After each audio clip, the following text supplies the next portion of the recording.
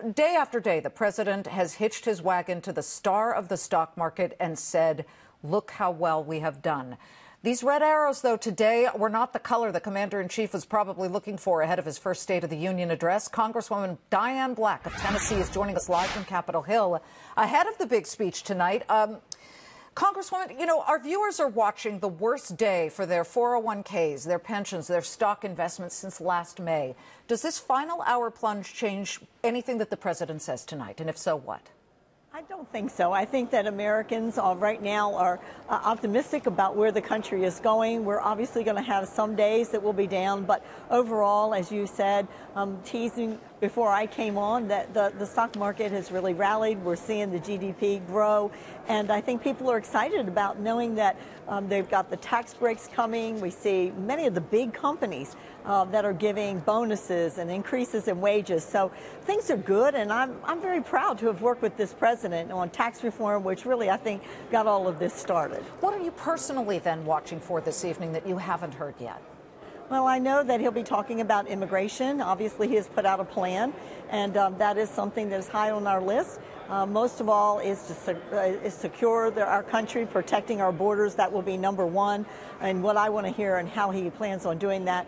And for me, it's all about the people in Tennessee that I'm working really hard for, to make sure that they're safe, and that I think, you know, just looking at what we've done so far, that we see a country now that is safer and more secure and is growing, and I'm proud of that.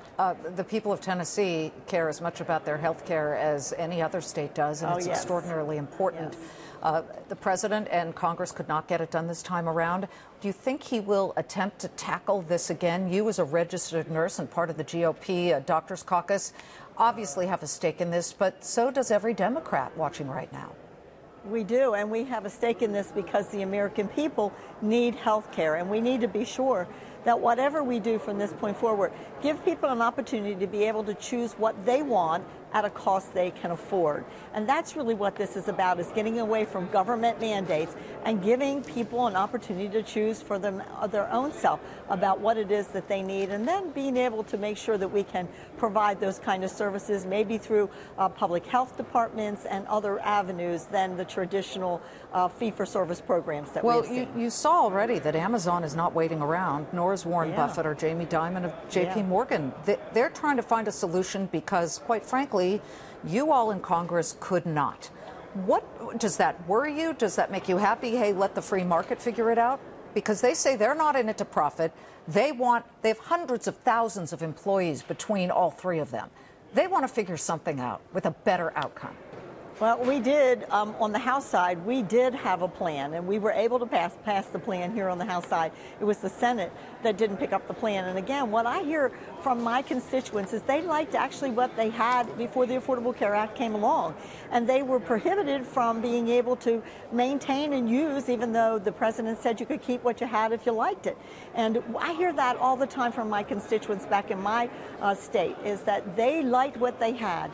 And now that everybody had what they needed, but a good number of people like what they had. Let's go back to start there, to say, did you like what you had? And now let's move on for those that didn't have health care, and find a way to make sure that they are able to get it what they want at a price they can afford. All right. We'll be watching very closely. It's just that health care wasn't in many of the talking points that Republicans had over the weekend. So we'll listen carefully for that. Congressman, thank you very much for joining us. You're welcome. Thank you for having me.